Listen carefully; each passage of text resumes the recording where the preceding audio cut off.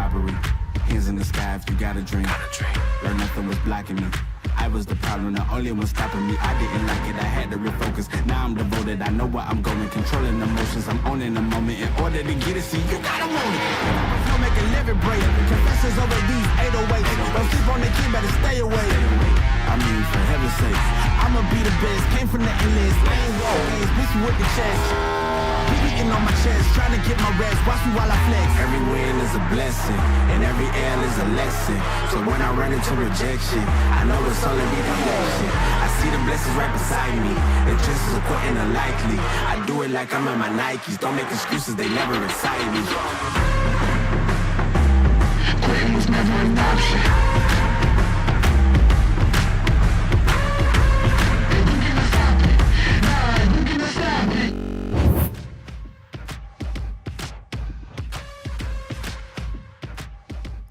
The OSRL Premier Series live from Watkins, Glen, New York. One of our, I guess, favorite road courses. I'm going to say it because I think it is a favorite for most. Tonight, it's the KFB18 at the Glen, the Samantha and Kyle Busch Bundle of Joy Fund KFB18. And I'm really excited to see our friends here in the OSRL Series. First time we've broadcasted in a few weeks with them to throw back to Kyle Busch with a bunch of paint schemes tonight here at the Glen. And ultimately run race number 7, or 7 of their season here at Watkins Glen tonight. With me tonight is Jack Mitchell, and Jack, it's the shorter NASCAR course here at the Glen, 40 laps. What are your thoughts? What are your thinking as far as these drivers and how they're going to tackle this road course? Well, I think it's going to be a combination of both patience and aggression. You know, patience obviously being that you don't want to obviously overdo it and ruin your race within the first lap or two, but at the same time, there's only 40 laps. It's almost about as close to a sprint as you'll have when it comes to these kind of stock cars racing at the short track at Watkins Glen. And we'll bring up the schedule, just check in on this league as we've been broadcast. I was thinking, okay, it's race 7. Well, no, it's race 10. I was looking at the stats, including the duels. I know the league, we were on air earlier this season to kick it off in Daytona. Aiden Walker came home with the win. But we've seen Josh Chin, Braden Movick, each kind of take control of these races at different points. But then here in the last few weeks, we've seen Nate Stewart. We were on the air for the race at Adelaide with Nate Stewart. Diego Roldan at Darlington was able to grab the win. And then last week with Ashley Collins winning at Bristol. So here at Watkins Glen, it'll be fun to see, just because we did have the road course at Adelaide back week 7. But that was a very unique road course, more street course style than this one, the actual general road course. So what do you feel as far as a smaller field? Is there a little bit of like understanding of there's not going to be as much traffic or anything that you have to deal with? Maybe just focus on racing the track? I think so, but I feel like there's also kind of that, I guess, sense of desperation, for lack of a better term, considering the fact that only 21 cars in the field tonight. You might see some drivers that might not be might be more regular in the series that have not shown up tonight. So for certain drivers that are in considerably good spots in the point standings right now, this might be a really good chance for them to make up a little bit of lost ground or really make their shot at the top of the standings. Yeah, we talked about it before we went on the air, but a unique situation here tonight, and this is something we saw at Adelaide a few weeks ago, is the OSRL series has a tradition of a standing start to get started here, and as we see the cars gridding up, you'll see the standings or the qualifying order up at the top of your screen. See where your favorite driver is starting. But a standing start, how would you be approaching this as far as what gear would you be in? How are you gonna get on the gas here? What would be your thoughts here, Jack, on how you would attack this? I don't know if I could tell you what gear I would be in, but I can be honest with you. I would be panicking at a standing start. I would be sitting here thinking, don't mess it up. Don't mess it up. No matter what, you never want to have a situation where you jump the start on a standing start or something like that. That can really mess up your race. And it's really just a lot of psychological warfare when it comes to the standing start. You got to be paying, I would say, a little bit more attention to the leader itself instead of the car just right in front of you. For sure. And looking at our just our handful of our top starters here, we see Josh Chin in the kind of Kellogg's Kyle Busch throwback, the 93, and our points leader, and grab the pole tonight for this race. So we'll see him on the start, leading this field down into 1. All of our top 5 in points qualified up in the top 7. So a really great points battle we got going. We could talk about that throughout the night, but it'll be fun to see these drivers battle it out as we're closing in on the start here. Get ready for this standing start. They all jump on the gas and head down into turn 1.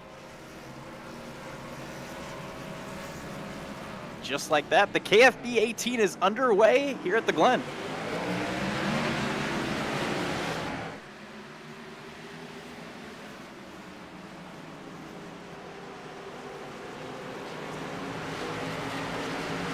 Really treacherous first turn here at Watkins Glen. There's a ton of runoff going off of that corner. You got to be very careful and make sure you give yourself enough space out there on the track. For sure, and this is a unique situation for those that are NASCAR fans have watched Watkins Glen, the real life races back last month. You saw that they kind of did a lot of walls and temporary tire barriers to keep drivers from rolling off the track as far as using all of the runoff, and you can use the runoff here on iRacing at least for now. I don't know if they'll change that at some point, but you'll see here. I hope they don't. Yeah, for sure. Off the carousel here, you see them all the way off into the runoff on the right there. But Josh Shinya, our leader initially, has lost the lead, but these drivers kind of settling in here. Someone missed the corner. Hold on to it. It's the Nate Stewart.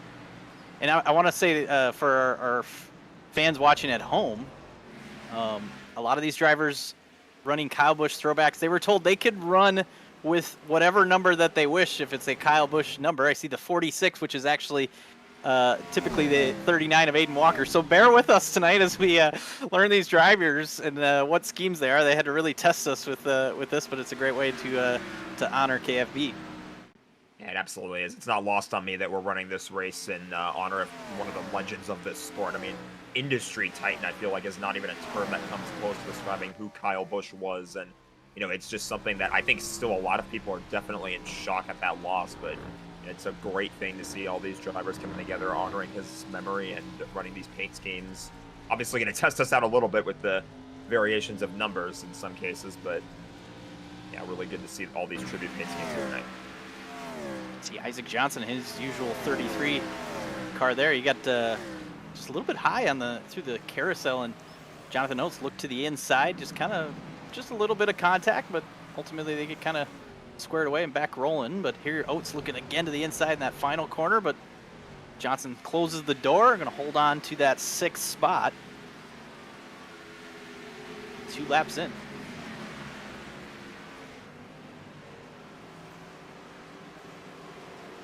Under attack now here as Oates gets Harry Grindell in that 70, kind of rolled to the outside. Now he's going to have a battle to his inside with Mo Perry looking to his right. It's really tough to be side by side through these S's. You almost want to get single file as you get to the top of the hill. Yeah, you want to do everything you can to be single file. You're side by side going into those S's. You're going to be kind of trading the preferred line, and it's also going to be really difficult to kind of make that pass happen. You kind of have to stay side by side. I think a bit of contact with the wall there. It's so easy when you're rolling into the chicane to hit that wall a little bit. Justin Knudsen here in the typically the 16 driving this M&M's throwback here, looking ahead to Mo Perry, and just trying to kind of, I think for this race we talked about before we went on the air about we had the standing start, and then there isn't necessarily cautions, but there could be if there's a large enough wreck. But most of the time this league runs caution free on these road courses, and so you're going to want to try to get as much spots as you can. You see this group here, a huge battle right now, trying to get this one squared away down into 1. That just kind of goes back to what we were talking about too before the race about how or when I was talking about with it kind of feels like a sprint as some cars going way off the back. Can't tell who that is. That's the 2. Shane Sweeney. Yeah, Shane Sweeney having a problem there. Ran a little bit too wide. That car came to a stop. I hope he didn't make any contact with the wall. Can't quite tell if he did, but at least he'll keep the car going.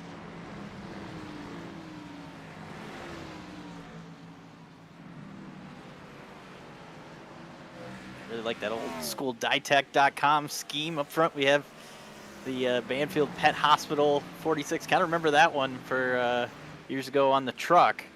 But Josh Chin has slowly reeled in Aiden Walker. We saw Chin with the fast lap to grab the pole, and almost identical lap times between the top two the previous lap. Now here this time by Aiden Walker 11.3 and Josh Chin 11.4. So Walker even able to go a little bit faster, even though Chin caught up a little bit the last few laps. And another fast lap for Kolonix, who's in third, just a few car lengths back. But he was just coming off of pit road there on that last shot. Actually, I can see that Nate Stewart has DNF from the race. It's like Nolan Sanford was the person who was down pit road because he's now being scored down a lap.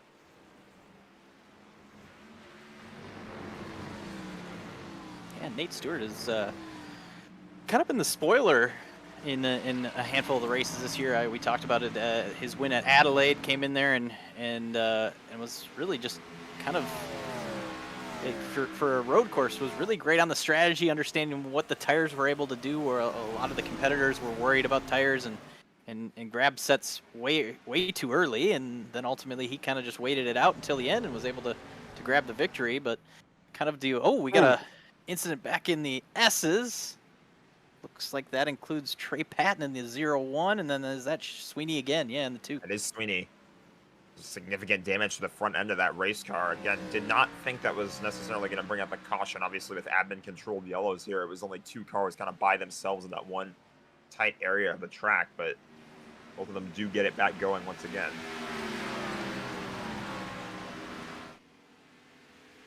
Your leaders, you come up through the S's, you see a little bit of smoke, you kind of wonder, like, okay, looking at your relative, looking at any information that you have, is there somebody up here, or did they get back rolling? So, yeah, leave a little clipping of the grass for Walker as he runs through the chicane. I think these cars definitely, obviously the old school NASCAR Cup cars that, I think a lot of the drivers, I heard them talking in practice, that the brakes are, they're just there. I wouldn't say they're great brakes, and sometimes it's tough to get these cars wound up. We've seen a couple of people missing corners, and that makes it fun for us to watch.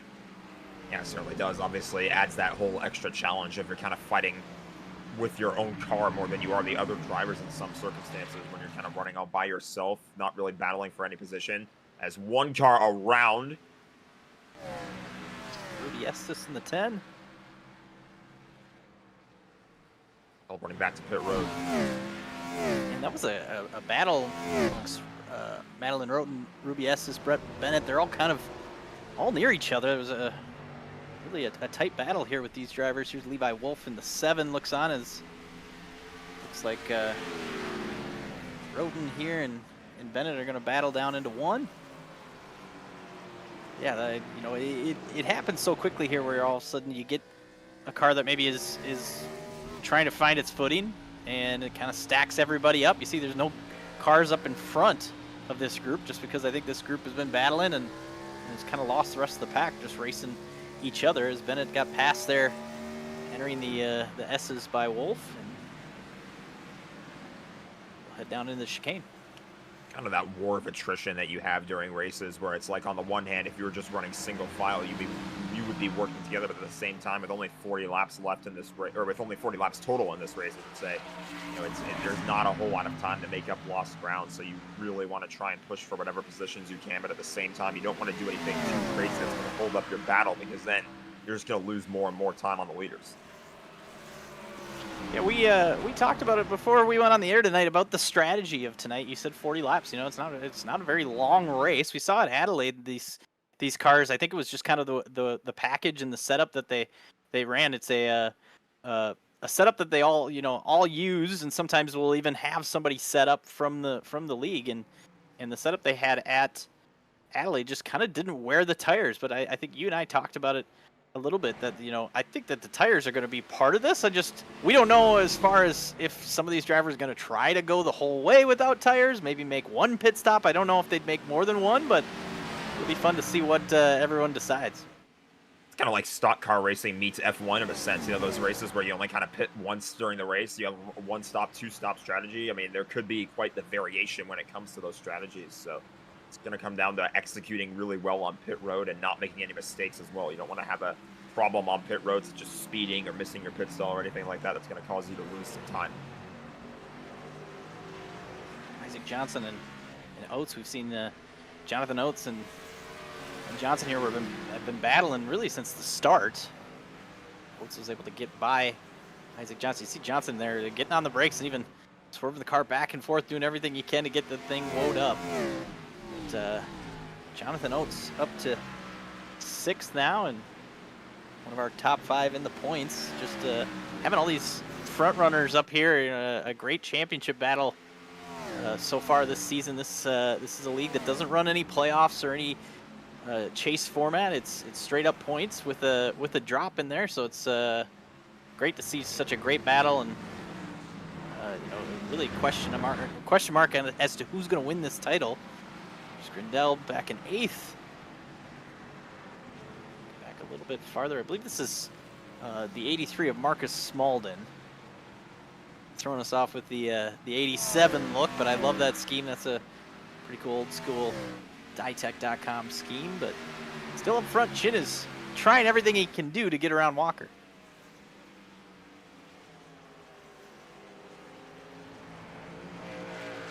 Chin, obviously the gloves are off at this point here. Started with the lead, wants to really try and wrestle it back away. It's just a matter of patience as well. That's what I meant earlier when I said there could be a little bit of patience in this. Is you could just be right here in this situation, can't really make up any ground, so trying to stay close, wait for the leader to maybe make any kind of mistakes, just keep up the pressure.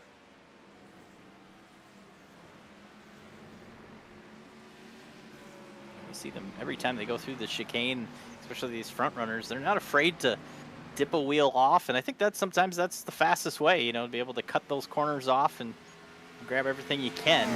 I think right now it just looks like, at least through this lap of watching it, that Chin is a little bit sliding around a little bit more than Walker. I don't know if that's just his style or if he's using up a little bit more to stay with Aiden, but right now that 39 or 46 tonight is pretty smooth out front. But like you said, if you're Chin, you got to put on a little bit of pressure, hope that Walker makes a mistake, and stay with him.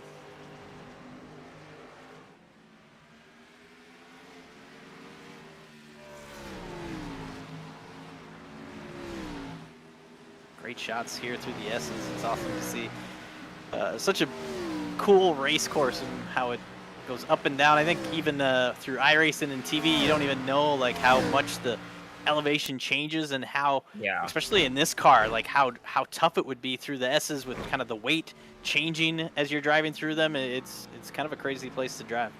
It really is. I mean, you really don't get the sense of the elevation. I feel like you have to, it's one of those tracks where you kind of have to be there in person just to kind of get a sense of how much the elevation changes over the course of one lap. But also just really one of the most picturesque tracks I think we have in terms of racing. I really like the one in Watkins Glen. It looks really nice with all the trees and everything surrounding it. They've added some nice paint recently. You see all the NASCAR colors on the curbs there and everything like that. So they've done a great job at this track.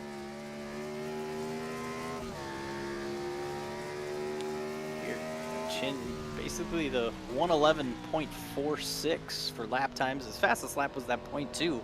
But consistently, both Walker and Chin been running in that 0.4 range, where Kolonix and Mubik have been 0.5. So just falling back a little bit here from the front two are Kolonix and Mubik.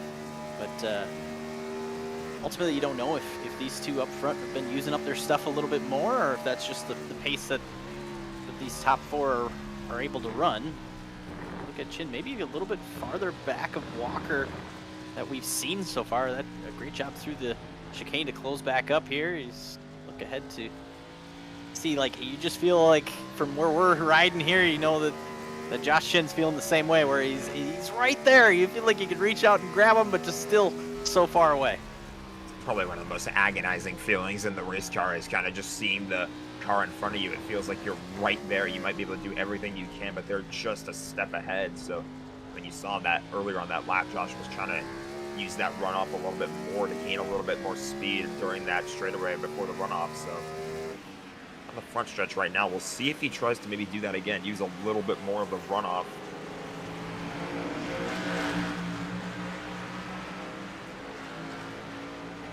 Man, he got really close to the edge of that wall there. It's one of those things that, you know, if your competitor is using the runoff, well, you have to, and then you know, you want to use all of it, and it is something that you have to do. And even off of the S's there, you see how close everybody gets right to the grass. Down in the chicane here, you're cutting that corner, getting close to the wall, grabbing the grass here. But yeah, I definitely think Josh Jin, the last couple times through the bus stop, he seems to be a little bit better than Walker through there. And then I think Walker is able to just kind of, you know, gaining just a little bit throughout the rest of the lap. I think you see Chin using all of the runoff. We've seen him do that a couple times here through the carousel, and I think that's just his style. And I think that you know, it's working through that section, but the rest of the track, I think Walker is able just to kind of pad the lead a little bit back. So see if he can stay with him through this section. That really the first part of the lap where Walker's been pretty good. I mean, the gap has certainly decreased. I mean, I think it was the last lap he was running about 0.5 behind him. Now he's down to 0.3, was 0.2 at one point during the last lap as well. So Chin has definitely made some strides in terms of catching up to the leader. Just looking at lap times, I noticed Chin was just a tenth faster than Walker that last time. You could see it in just the gap closed back up. But also saw the previous lap that Kolonix actually ran fastest lap of the race so far. So, you know, obviously talking tire wear to be able to, you know, I think that sometimes that happens. You get in your rhythm, and then all of a sudden, you know, at a big road course like this, you may all of a sudden find something or learn something that you didn't in practice because you're running multiple laps in a row and get that momentum going. That some of these drivers are going to get faster, but that shows that, oh yeah, got the wall there entering. 16 of Knudsen working on the back bumper of Harry Grindel. Either hit the wall or maybe ran over one of those curbs on the track or something like that. That back left tire, that rear left tire kind of got a little bit of airborne time on that last lap. Shout out to Knudsen with that scheme too. I don't know if that's his or someone that made it, but a great job of basically using the 18 Kyle Busch M&M's car. But really, it almost looks like just kind of erased the number on the 8 to make it a 6. That's exactly. Yeah, that's exactly what we're looking for. Is the we still got the original number, but I think, you know, you squint your eyes, you still see that 18. So a great job with that scheme. I thought that's awesome. Yeah, in your brain, you certainly still see a number 18, but I mean, that's pretty much, it's kind of one of those things where it's a tribute scheme and you want to try and get it as close as you can to the original thing. You might as well make use of methods like that, so. Good job nonetheless. I mean, that's kind of the most iconic Kyle Busch scheme, in my opinion, is that M&M's car. Sure. Grindel, a series regular here in the OSRL series. I mean, really all these drivers are, but consistent top 10 guy. And continues to run here in 8th.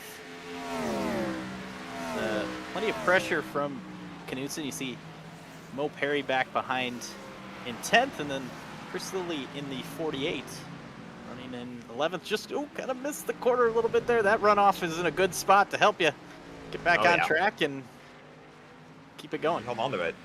It could have been a bad corner, but that's why that runoff is there. You're able to kind of hang on to the car and not really lose it, because you don't have to worry about running into the grass unless you really lose the race car. So you have that ability to hold on to that thing.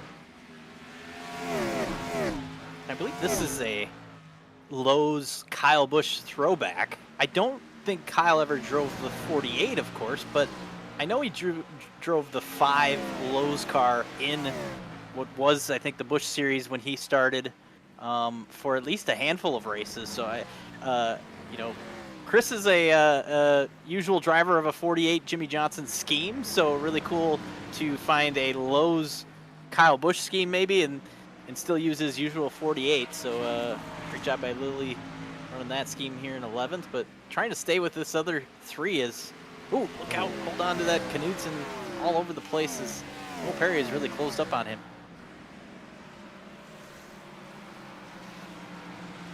So that little wiggle just barely, but still managed to hold onto the race car to not lose a whole lot of time. But you just mentioned Mo Perry right behind him, going to definitely keep the pressure on him.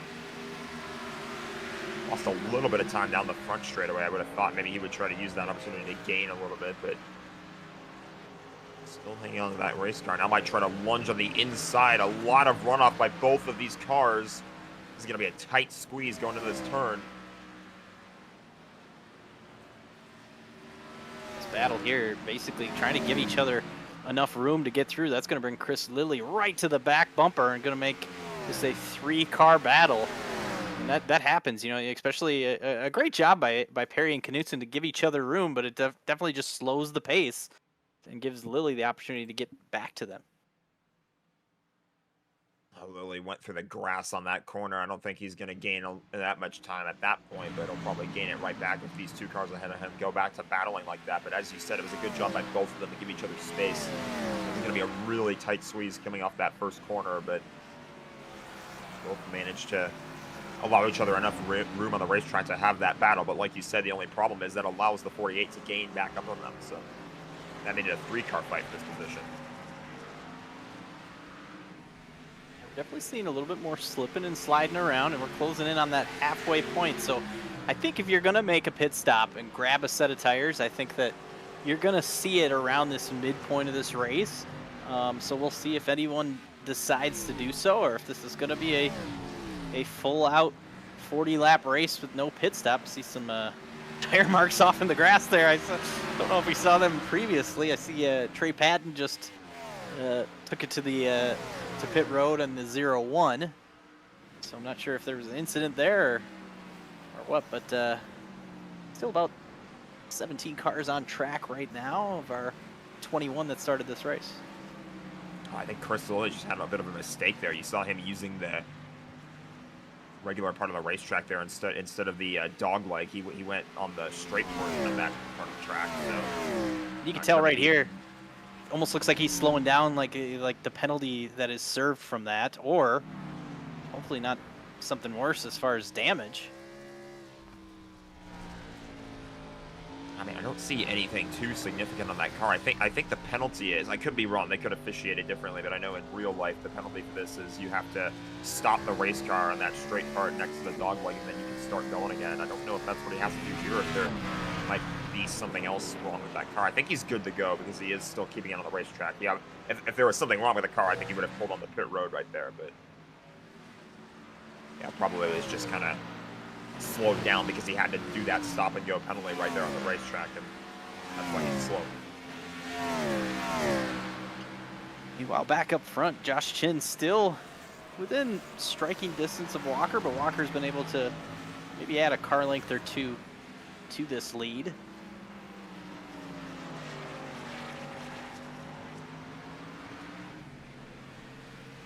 You wonder with Josh Chin here, if you get to a point where you're stalking Walker, kind of trying to force him into a mistake, stay close to him, if at some point you kind of decide, okay, I need to kind of just reset and take some laps here, just stay close and kind of regroup.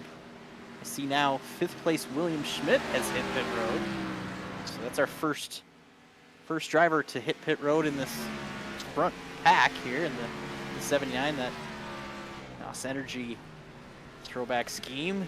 One of our top 5 in points, going to hit pit road here right at the midway point, so we'll see if other drivers do the same. Now, with him being the first driver that I think that has made a scheduled pit stop here under green, that's probably going to, at least when you're in the rest of the top 5, probably consider or make them start considering when is the right time to come to pit road. Do you want to do it right now? Do you cave into that pressure? Do you maybe try and stretch it out for a little bit longer? But obviously, if you're the top 2, you definitely don't want to spend too much time, as here comes, oh, I thought Walker was going to pit.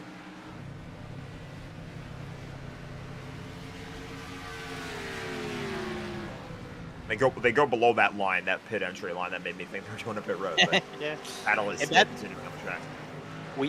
We talked about at the top of the show about a smaller field, and you maybe don't have to worry about traffic, but what this field has done is it is separated a lot. You know, obviously some great battles with a couple different groups that have kind of fallen away from other groups and really spread everyone around the track. Here comes Isaac Johnson down.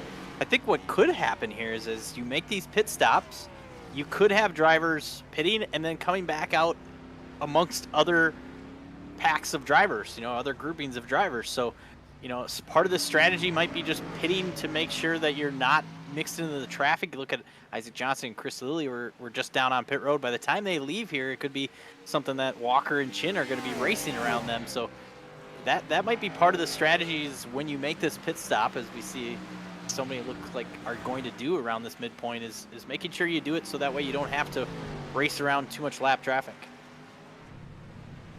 Alternatively, if you're the leaders, though, you want to make sure that you make your pit stop at a time when, again, not going to run into too much lap traffic, not too many cars that are trying to work their way in front of you are going to be coming off of the racetrack.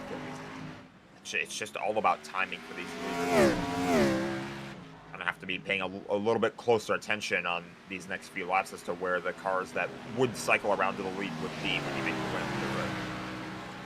Braden Movick and Jonathan Oates, 4th and 5th, just hit pit road. Movick are 2nd in points currently, trying to gain as much points as he can on Chin. Just been following him so far tonight. So this pit early, or pit at least a lap before Chin, if not more, might bring him a little bit closer to those front two. We'll see if this early short pit works for some of these drivers up in the top 5. I think a little bit farther back for Movick and Oates, but we'll see if they can use these tires to gain some position. As our front runners here, see if they dip to pit road this time. Still staying out.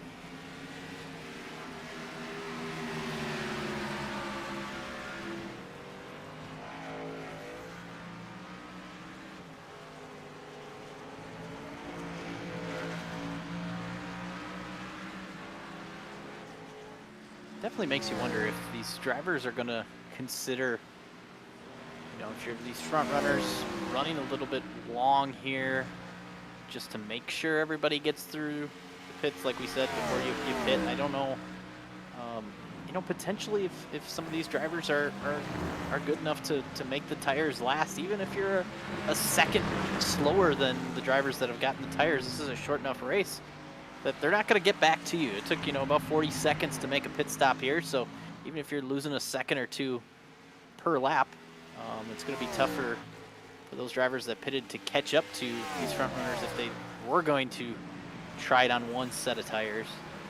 We'll see again as Walker and Chin go through these last few corners if one of them dips to pit road, if not both. Well, we're going to pretend that they're not pitting, because every time we think they might, they don't. So now it'll just to see if they keep this battle together, and they're going to have some lap traffic if they continue to move forward here.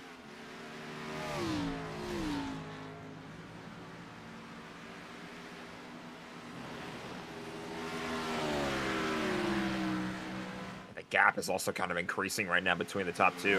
It was down to, or it was up to 0.5 over the course of that last lap, now up to 0.8.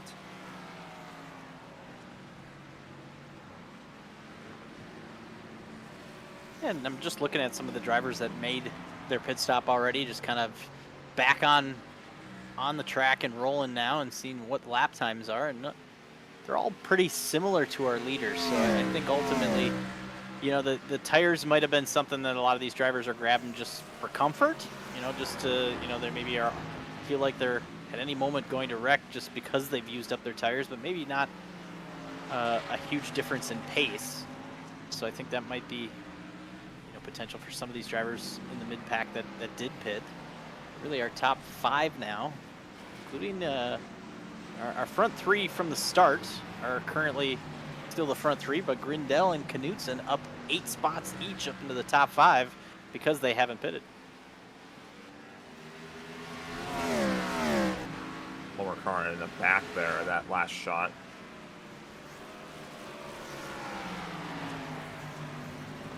Might have been Sweeney again. Not totally sure if that was him, but I recognize the orange scheme from earlier.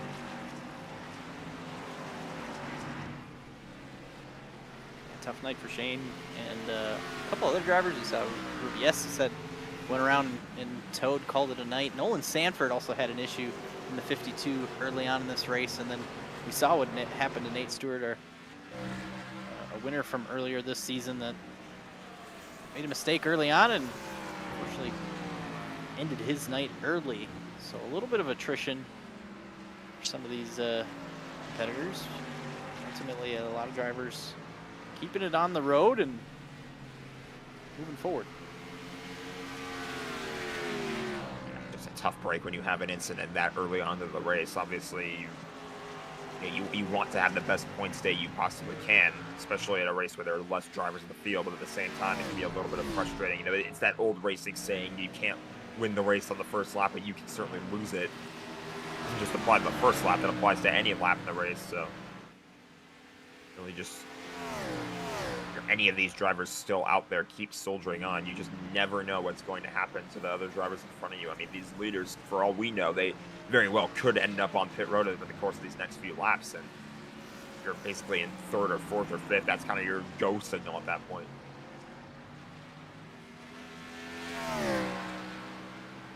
Wonder if either Walker or Chin here has been in the position of saving a little bit, just knowing that they may have to battle again towards the closing laps of this race. But obviously a little bit of gamesmanship could be played as far as maybe feeling that you're going to let the other... Oh, here comes Chin. He's going to pit now. I think slowed down for pit road speed. Yeah, don't speed on pit road. This is kind of the one crucial point of the race right now, is Chin finally makes his way on the pit road. This pit stop needs to be mistake-free. 14 laps to go. This is obviously ran a little bit longer than kind of what we thought. A lot of the drivers did that mid-point pit stop, but I think that ultimately maybe just kind of realizing that he has nothing left for Walker. I think that could be the case for Chin, or maybe just feeling something in the tires, knowing that it's going to be really tough to use, still, you know, keep him under him through those final 13 laps. He's going to be probably pretty quick once he gets back out on these tires, knowing that he only has to go 13 laps with him. We'll see if this changes what Walker does. It's kind of the big question right now with Walker is he going to have his strategy, his mind maybe changed a little bit now that the car that's been battling him for the lead this whole time made its way into pit road? And yeah, there you go. Walker does head to pit road this time by.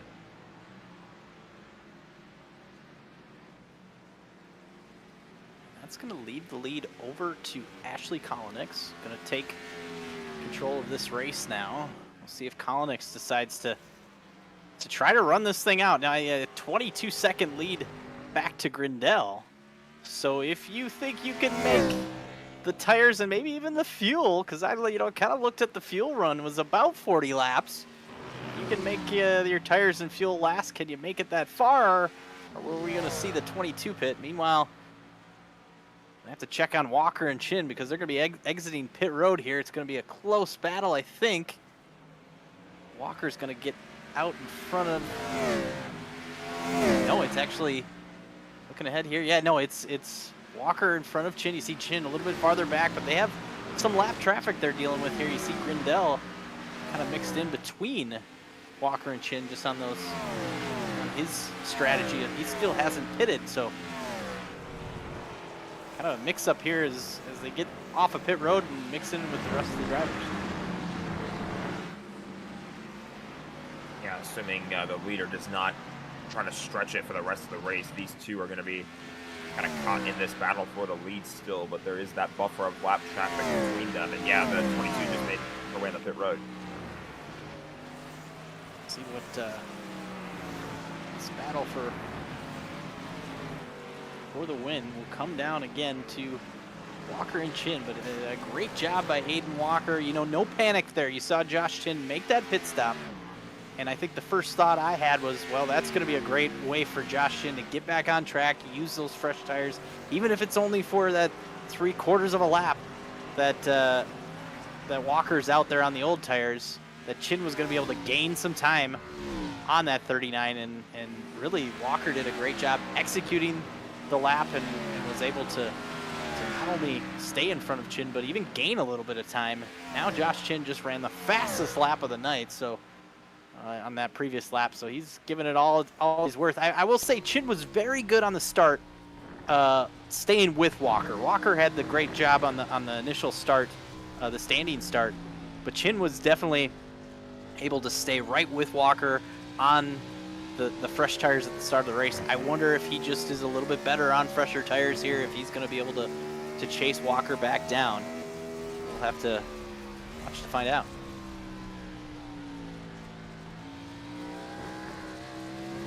Yeah, looked on this shot earlier, this onboard, that he was kind of gaining. I'm kind of keeping my eyes on the scoring as well. He's certainly making it closer. It's just, does he have anything left for him? We're going to have 10 to go, I believe, this time by, so is Chin able to run down Walker? That's kind of the thing, too. Walker dealing with lap traffic right in front of him. That's going to slow him down a little bit.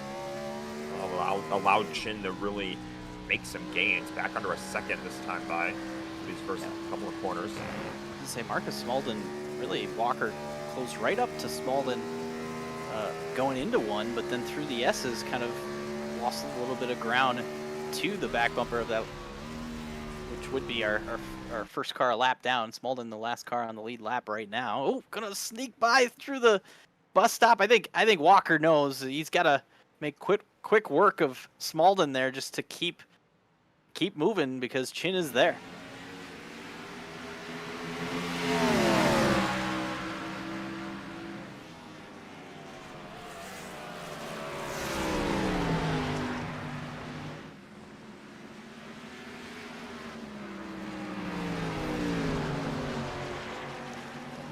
Chin still just driving off those corners, even grabbing the wall a little bit there, just using everything he's got to try to stay with Walker here and close that gap. Under 10 to go. Saw how wiggly he got there going off the last corner onto the straightaway. That one made me a little bit nervous. You don't want to get too high up the track there and get into the wall.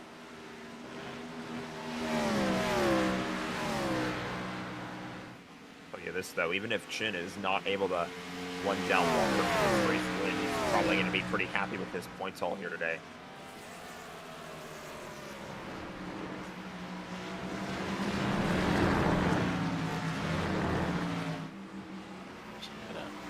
Try to get those up. We talked about it during that first run, how great he is through that bus stop, and then using the carousel here, not using all of the runoff as he has early on in this race, but I think that's ultimately just where the tires are. Chin going to be really close. This is the closest we've seen, right to the back bumper through 6 and 7 here.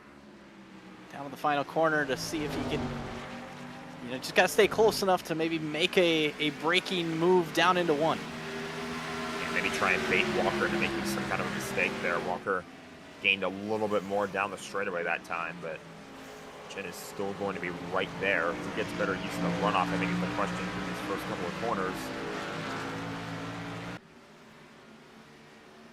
I think Walker did a much better job getting the run off of that, off of turn 2 there. And okay, we talked about earlier that feeling of the leader's right there. He's so close. You just can't quite run him down. This is where we've seen Chin be so great through the bus stop. Really the portion of the track where he's better than Walker. Even through the carousel here, right down on the curbing, kind of rolls up a little bit higher. To see Walker more so just kind of consistently hugging the inside lane there where Chin kind of diamonds it off. I think that's going to be the key here, is if Chin wants to make the move, I think he's going to need to try to be close enough after the bus stop to be able to then use one of these last couple corners to get alongside Walker. I think that's going to be his best opportunity. It definitely seems like Walker is good through turns 1 and up through the S's. I think that's really kind of the portion of the track where he's better.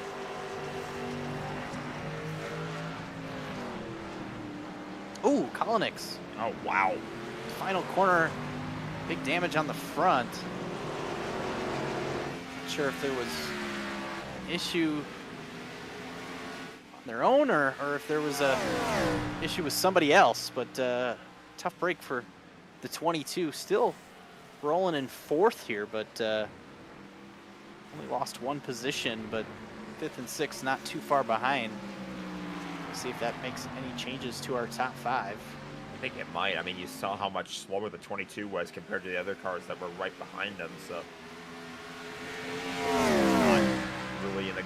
position right now, running around on the track with that slow car. I mean, still trying to get rid of the points they can out of it, but yeah, that was just a tough break. That car was running as high as P3. Had the lead briefly too during the pit stop cycle.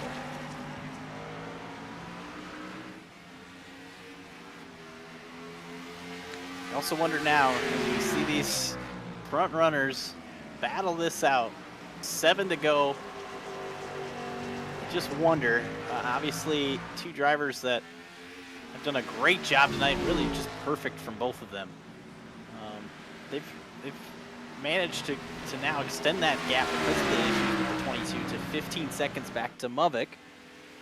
And that's gonna kind of make you wonder if it's between these two, and if something happens, is it potential that if you can get away from a potential crash, if these two get together or anything, keep it rolling and you could still win this race, or if Mavik's going to hope that something crazy happens. I think this is going to be a great battle. These two are often very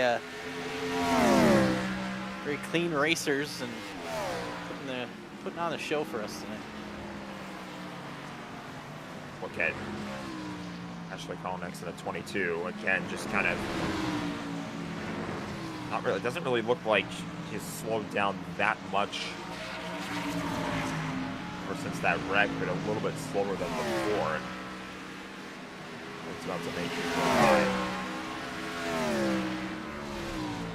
probably why Ashley felt like she could stay out there on the racetrack for the time being, because there wasn't really a whole lot of traffic that close to her at the time. She's gonna make the move though. That's for P4.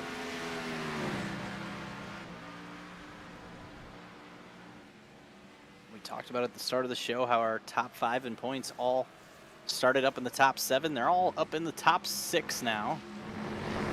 William Schmidt back in 6th as our 3rd place in points, with Josh Chin leading currently. And I know there's obviously a handful of weeks to go, and I know they have the drop, so we can talk about a future broadcast as we wind this season down of the OSRL series, but we're gonna have to settle this one here at Watkins Glen, and I don't think it's settled yet, because Chin is still there and trying to get close to Walker. You know, the bumpers are not super even with these old generation NASCAR cars, so you got to be careful with the bumpers as far as using them. They might jack up the car in front of you if you get too close. Yeah, you're gonna see the sense of desperation definitely increase with Josh Chin is trying to do right now. I wonder if he maybe tries a little bit more of an adventurous line or something like that. Trying to run down Walker. Everything else he's tried so far has not been able to get around Walker. But only 5 laps to go, so the pressure is definitely on for both of these guys, especially for Walker too. There's not a no pressure situation for Walker either. When the second place car is right behind the leader, you cannot make any kind of mistake. Definitely just hit your marks. Make sure you run about as clean of a lap as possible. If there's any more lap traffic to be involved in this one, although I'm not really certain that there is, make sure you keep it as clean as you possibly can. Josh Chin, the only former winner here at Watkins Glen in this league, which you go to any track, it's pretty common to see that 93 with a victory, multi-time champion in this league, and always super fast no matter the track, whether it's road course, oval, always great. So Walker trying to upset Chin here. I think Aiden, we saw him, like we talked about early on the show, about the win at Daytona to open the season. A great job with 39, able to, I think, win his duel and the main event a week later, kick off the season, and just had a great showing in a lot of these races that when Walker shows up and is able to compete. Oh, Chin gets the inside wall again a little bit there. I don't know if that lost a little bit of ground. And he lost a little bit of ground. Still going to have a lot of pressure on Walker, obviously, but and that's what I was talking about earlier. You need to run as clean of a lap as you can. I mean, I was talking about that when it came to Walker, but kind of the same thing applies to Chin as well. You don't want to have the same thing happen to you. You don't want to make a mistake that's going to ruin any chance that you have of catching back up to the leader.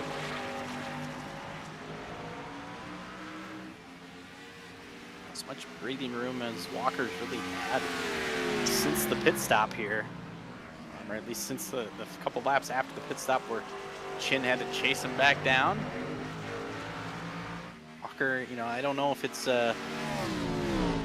breathe easy yet, but obviously maybe a little bit smoother just having that little bit of space. But I think it's Josh Chin. He's definitely going to have something, one last throw at Walker here, I think, in these closing laps. We'll see if he can do something as the bus stop where 93's been so good through the grass. Just it's somewhat out of control at times, is that 93 through the bus stop, but it's fast, and it obviously keeps working because you can visibly see it at times how much he closes in on Walker.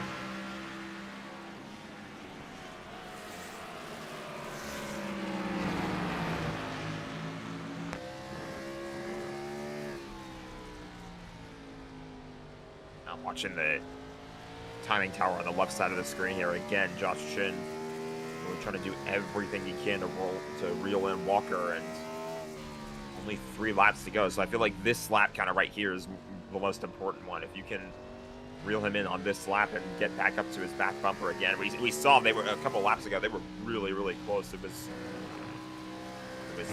right on that nose of the 93 was right on the back bumper of Walker, but we're kind of in that territory.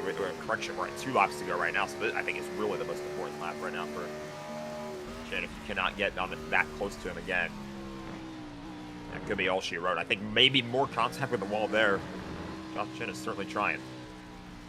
Meanwhile, I hear the driver chat in the background of my headset. A lot of drivers just kind of chatting. I think so many of them have kind of, you know, just running out the rest of this race because so many of them battled and got separated that even a couple of drivers like, hey, we're still racing here as our top 2 are trying to settle this. Gonna come down to the white flag this time by. I think Josh Shin's gonna have one more chance to close in on Walker. We'll see if he can do something, and white flag is out. Aiden Walker with that 46/39 car out front. Try to hold off Chin for one more time.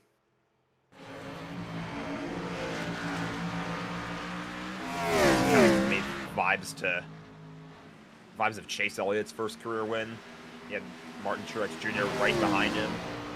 Ran a little bit too wide off of turn 1 there, so yeah, one last lap, mistake-free. Don't do anything too crazy, but make sure you play defense as well. If Chin gets a couple good runs off of some of these corners, he is still in great position to capitalize on any mistakes that Walker might make.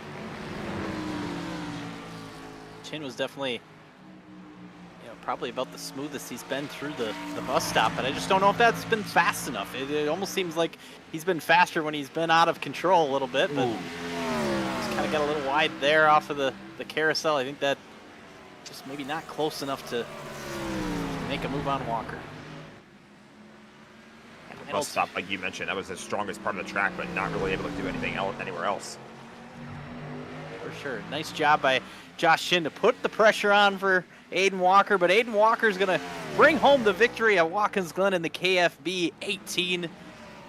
Congrats to Aiden in that 46 throwback to Kyle Busch. Braden Movick here hitting the final 2 corners, going to bring it home in 3rd, though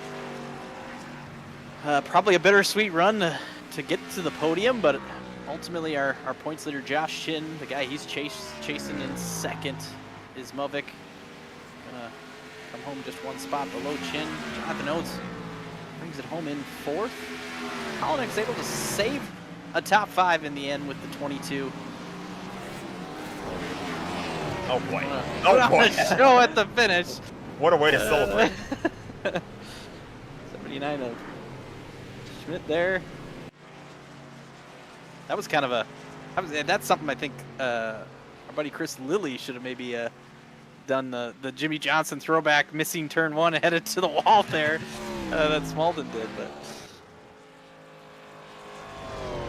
I don't know. You think maybe he was just waiting to release that stress at the end of the race? He's been waiting to do that the whole time.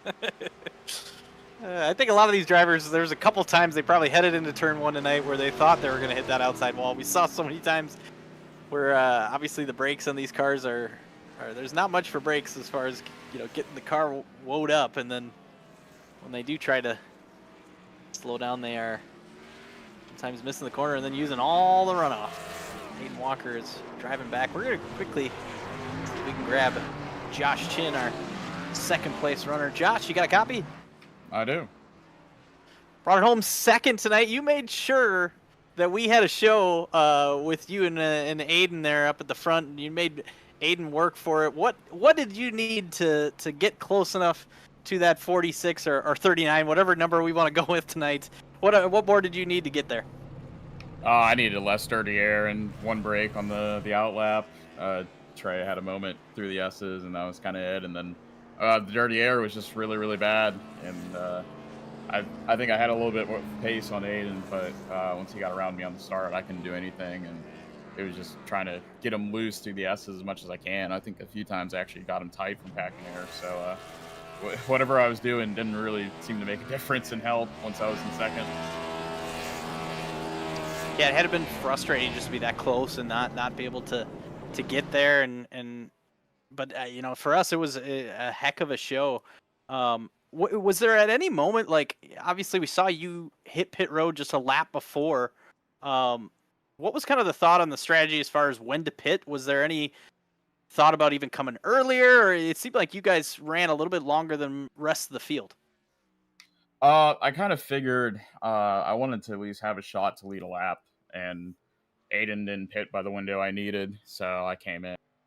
I looked at the amount of fuel I needed, and I went, all right, I can take 2 tires, not have to wait on the tires, and be able to take all the gas I needed. So I think in hindsight, I maybe should have pit and split it halfway and just had a little bit of pace difference earlier after the pit stop, but he was able to cover me off in the next lap, so not really much can do there when you're the leader, and it's a strategy like that. It's really in his ballpark to not make a mistake, and he didn't, and he ran a good race to the finish.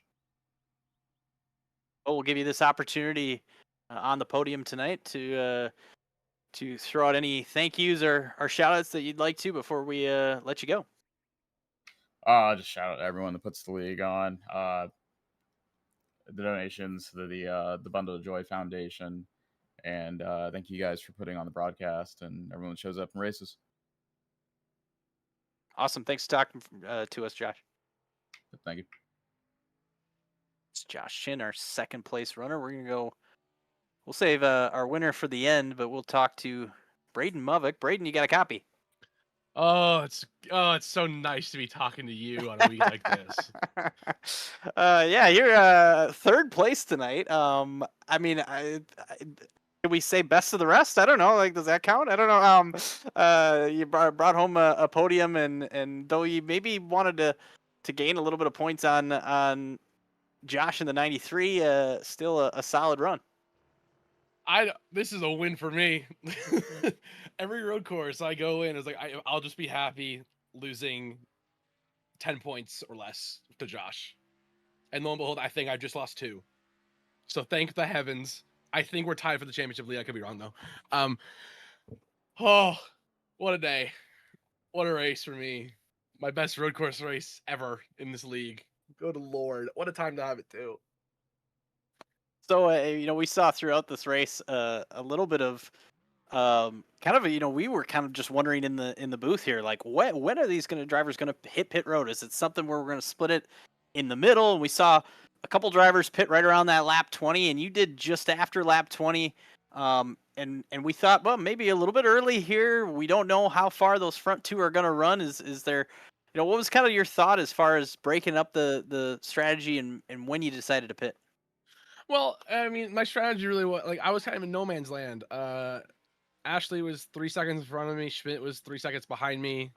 And Schmidt pitted. I didn't know if he took tires or not. And so I was like, I'm just gonna pit now. Screw it. I have a clean track really to myself. I mean, might as well at this point. I don't have to worry about getting run over from behind or passing a lap car. And yeah, I just pitted for gas and came out in some decent traffic, but I cleared them relatively quickly. And then the rest of the race, I just had clear track, like no one within 3 seconds of me front or back the rest of the race. And then, yeah, just stay consistent. Didn't throw myself into a wall, and like I thought I was going to, and somehow was gifted with third. And this feels like I feel today the same way I did when I won my first championship.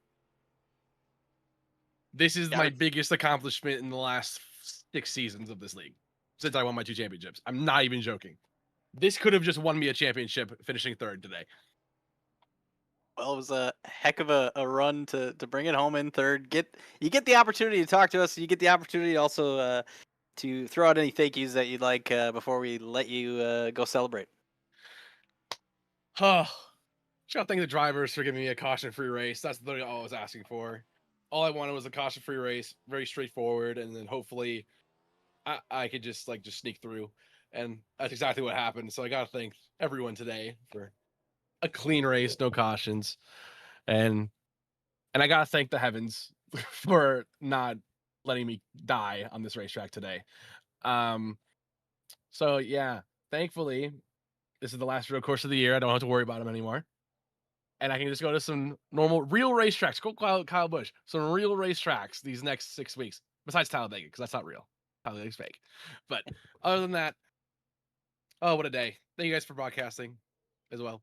I hope to be back this time next week. Hopefully I don't blow a win like I did in Daytona.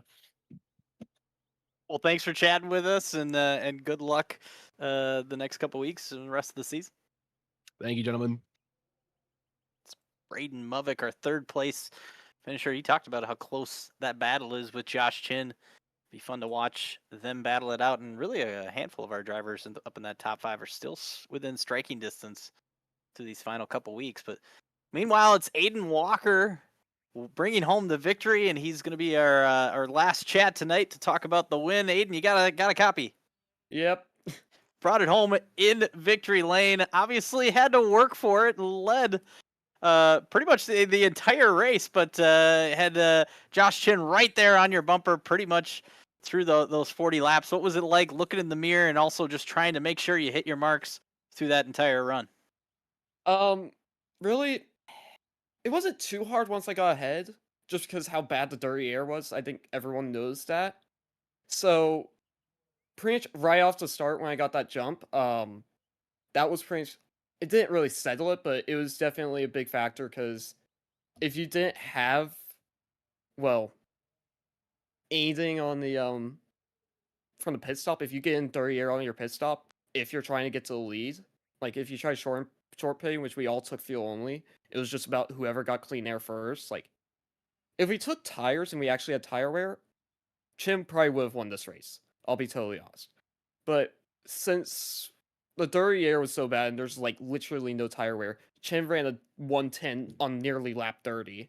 So, yeah, that was definitely one of the big things about this race, is just staying ahead, staying clean air, which we did.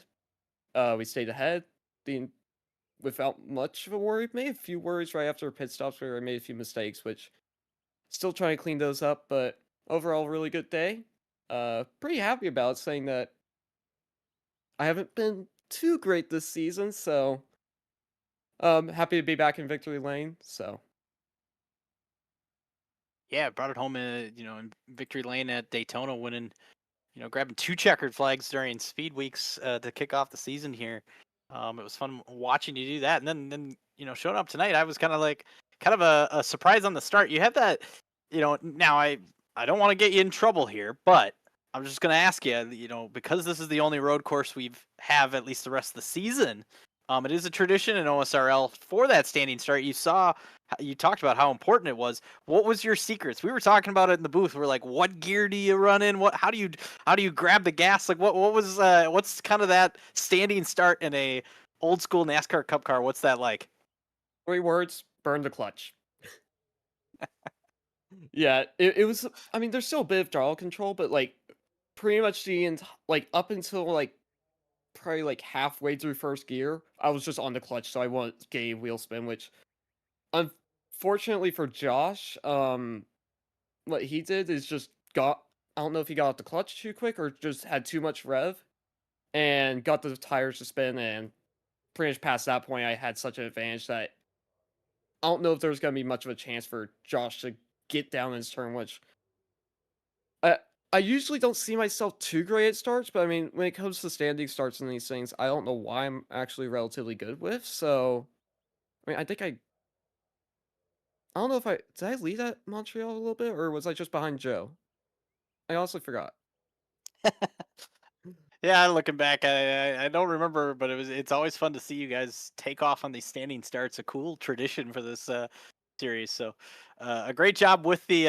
I guess I'm kind of a supercross guy. You got the whole shot. Was able to lead the race. So, great job tonight, Aiden. We'll let you close out the interview with any shout outs or thank yous that you'd like to send off before we let you go. Well, first of all, of course, this night's for a reason. Of course, my condolences go to Kyle Busch and his entire family, since that it's been a pretty tough few weeks since.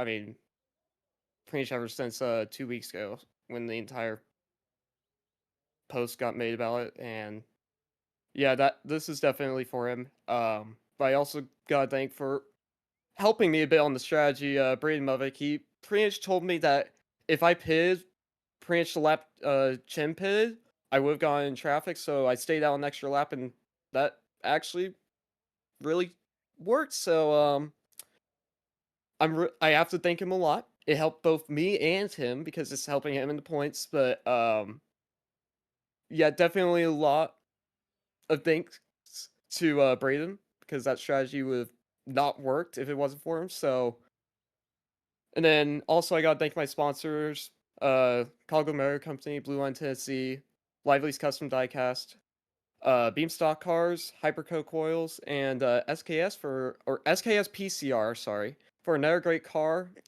We all had pretty good pace. Movick got top 3, which I don't think he was expecting tonight, so gotta thank them a lot for the fast car. And also, thank you guys for broadcasting, and Jack for hosting the league. Of course, we appreciate you putting on the show and chatting with us. Congrats, and go enjoy this victory. Thank you. Aiden Walker, your winner tonight in that 46/39 mix of numbers here with the Kyle Busch throwbacks. We'll look at the results real quick. Go through our finishers of this race. We talked about Aiden Walker able to grab the victory. Josh Shin bringing it home in second. We saw those top 2 battle. You see Braden Movick all the way back, 24 seconds back, but I think that, like I said, at the best of the rest, I think a lot of these drivers were very quick off the start. And obviously as you run through the tires, lost some pace, but some great battles throughout. We saw the issues with Kolonix falling back to 5th.